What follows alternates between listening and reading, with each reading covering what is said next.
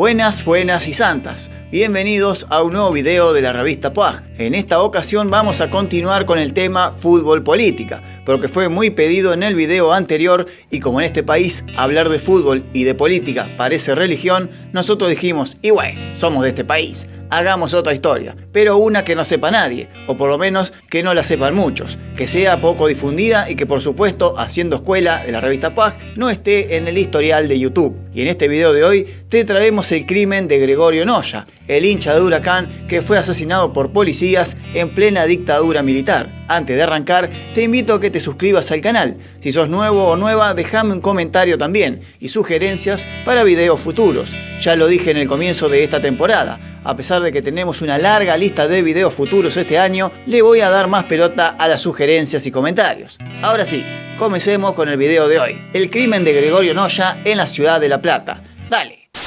Como siempre vamos a contextualizar un poco y ubicarnos en tiempo e historia. En el año 1973, la efervescencia del retorno de la democracia en Argentina era evidente. Todo el país hablaba de elecciones nacionales después de 10 años. La última había sido en 1963, cuando ganó Arturo Illia la presidencia argentina. Pero en ese periodo o década desde el 63 al 73, Argentina había cambiado para siempre. Y ya voy a hacer un video resonante acerca de cómo cambió el país de aquí en más. Pero eso será más adelante en un video especial y largo que tengo pensado para más adelante. Ahora continuemos con esta historia de hoy. En esa década, por así decirlo, donde gobernó desde el 63 al 66 Arturo Illia y donde fue sacado por otra revolución militar, ahora llamada Revolución Argentina, a cargo del teniente general Juan Carlos Onganía. En el país estaba germinando el pensamiento de izquierda, que venía desde principios de la década, influenciado por las conquistas soviéticas, las falencias del capitalismo norteamericano y la Revolución cubana. Argentina ya tenía una revolución propia desde la década del 50, el peronismo, sacado en 1955 por un golpe militar, y a partir de ese año comienza una incansable lucha por retornar al poder y también al ambiente político, ya que había sido no solo proscripto de la política y las elecciones, sino hipercensurado de la sociedad. En la década del 60, la juventud peronista, buscando el retorno de su líder, Perón, comienza a coquetear con las corrientes ideológicas de la época. Como dije, el pensamiento de izquierda. Y es así como van surgiendo con el correr de la década diferentes agrupaciones que mezclaban el idealismo político de Perón, la lucha interminable de Evita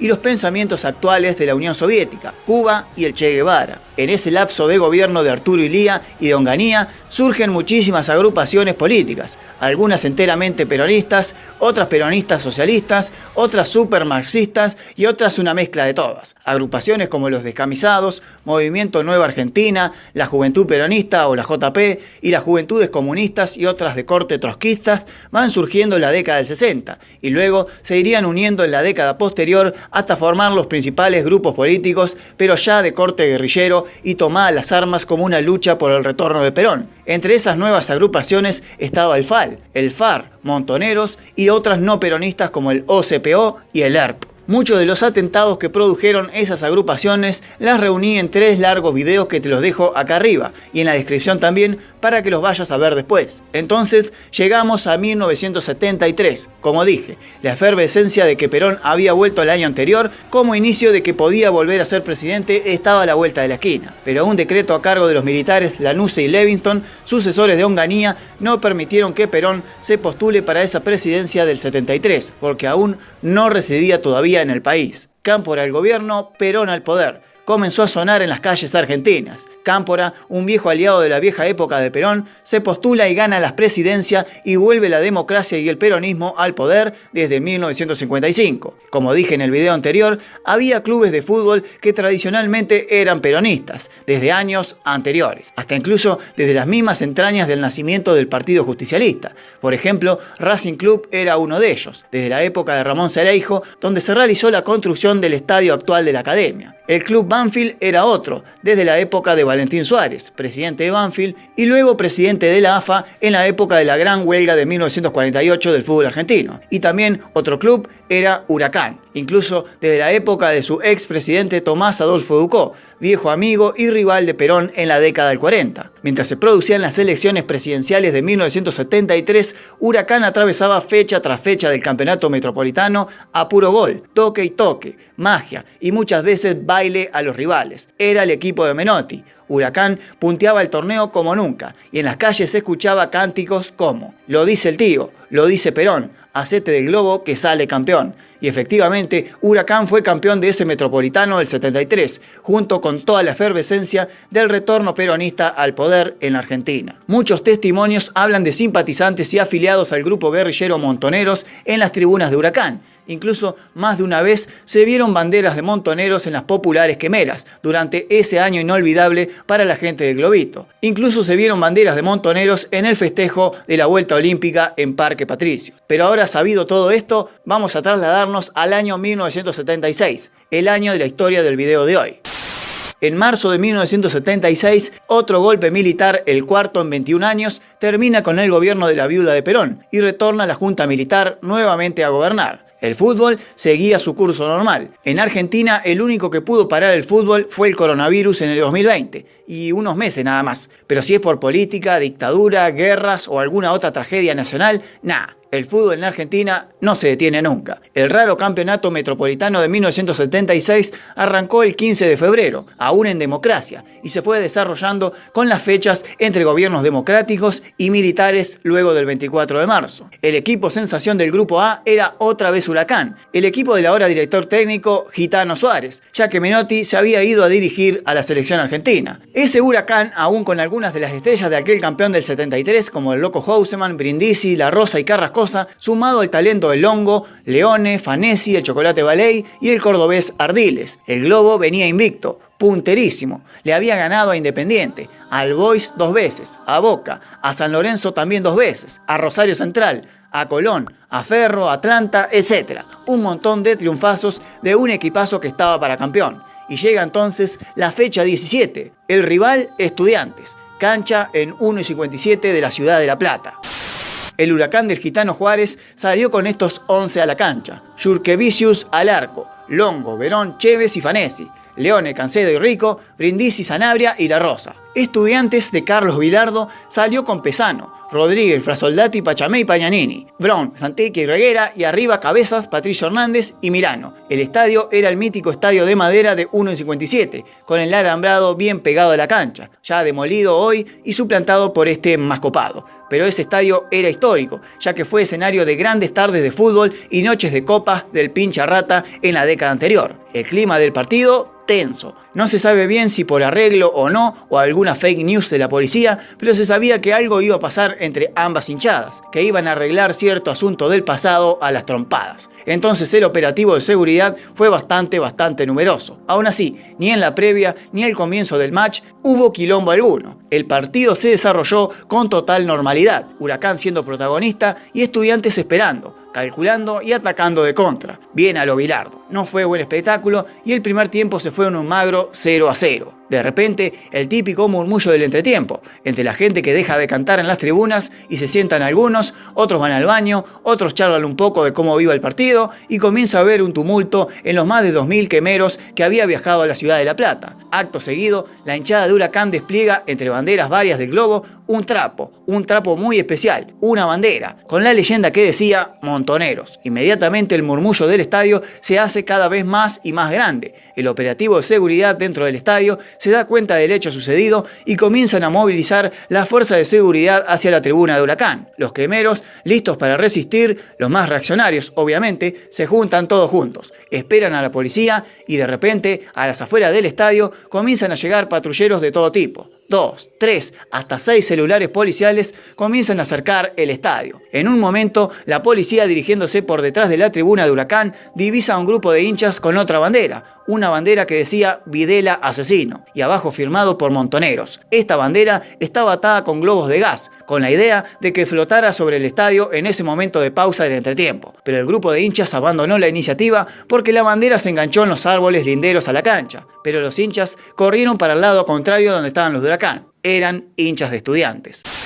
Repentinamente todo se desmadró. Comenzó la balacera y la represión de la policía para amedrentar al grupo de hinchas, a los barra bravas y principalmente a los que habían desplegado la bandera de Montoneros en la tribuna de Huracán. La balacera fue infernal, según testimonios. Incluso hay algunos que dijeron que desde la tribuna de Huracán también hubo respuesta a los tiros. pero hay poca veracidad en esos testimonios. Lo que sí es cierto fue la respuesta de la policía, que trató de controlar todo y terminó en tragedia, porque una de esas balas de calibre 9 milímetros de un arma policial, como indicaron los peritos, dio en Gregorio Noya, que venía del baño con su hijo. Gregorio Oscar Noya tenía 38 años y el hijo 16. Era martillero público y regresaba a las tribunas desde los baños de la cancha. Incluso estaban apostados en la platea, no en la popular de Huracán. Nada que ver ni con la barra brava ni con el acto de las banderas de Montoneros. Era un hincha común y corriente. Noya recibió el disparo por parte de la policía, que le entró por la espalda, le atravesó un pulmón y la columna vertebral. Herido de gravedad, fue trasladado de inmediato al hospital más cercano, con las camillas que usaban para los jugadores de fútbol, porque no había ambulancia en ese momento en la cancha. Mientras la represión siguió con las corridas en las calles platenses, persecuciones, gases lacrimógenos en las tribunas y el cierre total de las puertas de acceso de la cancha. Nadie entraba ni salía del estadio hasta que no se controlen los documentos de todos.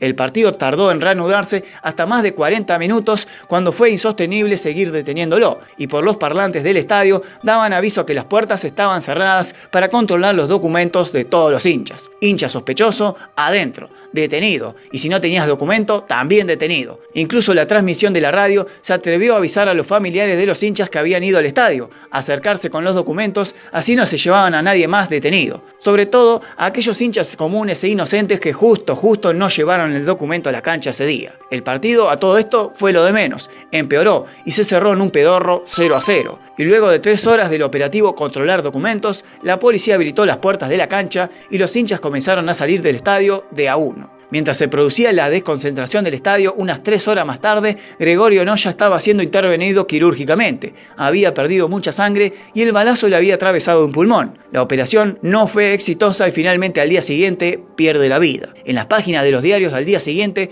solo se abocaron de hablar del partido y algunos esporádicos incidentes. Solo el diario de la Prensa y el diario El Día de la Plata, que subió esta foto y este titular, contaron realmente lo sucedido. Más o menos, tampoco que contaron todo bien. El resto de los medios, obviamente, operando a favor de la Junta Militar, se advinieron de explicar lo que había pasado realmente y solo culparon a episodios confusos y pelea de hinchas que terminó con heridos. Nada más. Más de 100 hinchas fueron detenidos aquella noche. Incluso aquellos simpatizantes de Estudiantes de La Plata que no pudieron elevar la bandera fueron detenidos también, y algunos pertenecían a una célula de montoneros de la Facultad de Medicina y Veterinaria de la Universidad Nacional de La Plata. Pero, ¿qué fue realmente lo que había pasado? ¿Por qué ese accionar de los hinchas y la respuesta de la policía?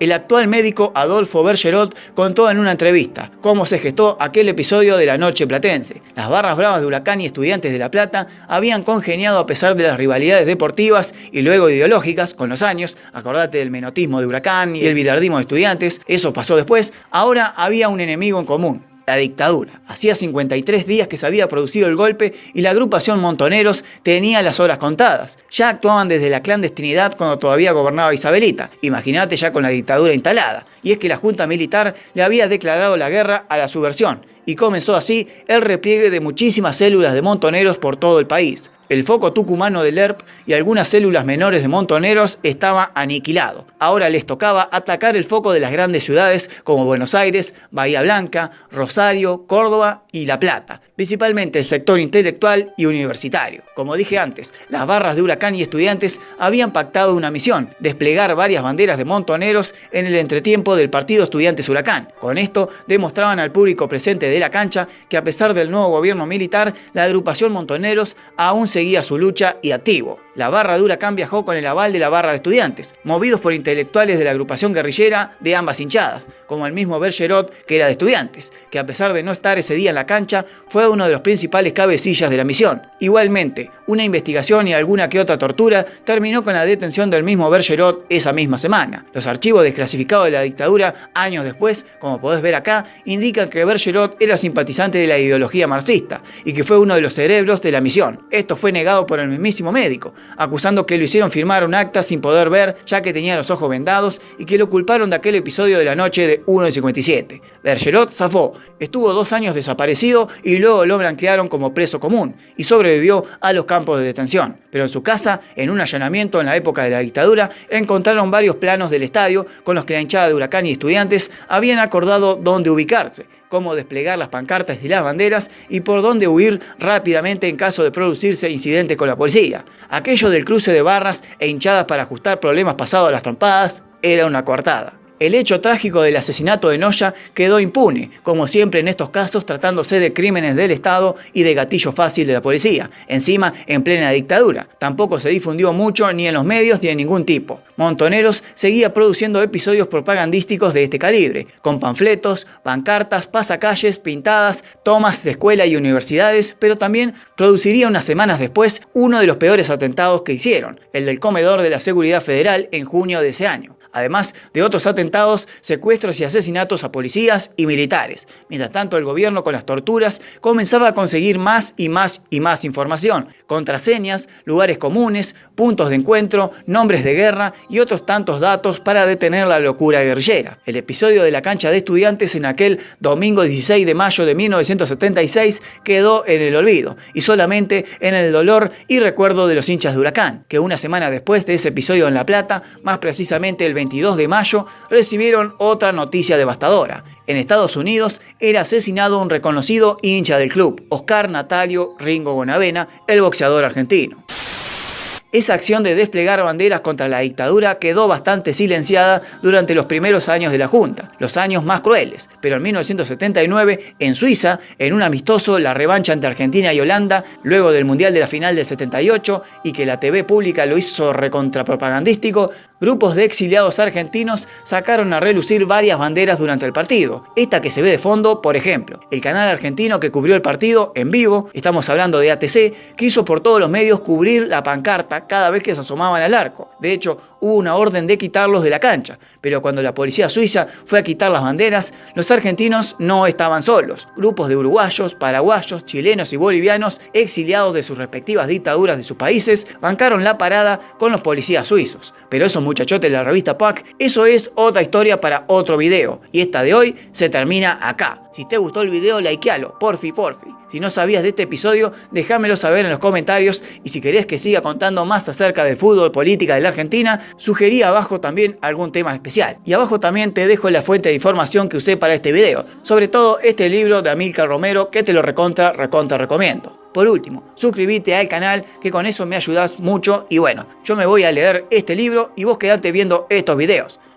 Este, por ejemplo, que está re chupete. Nos vemos.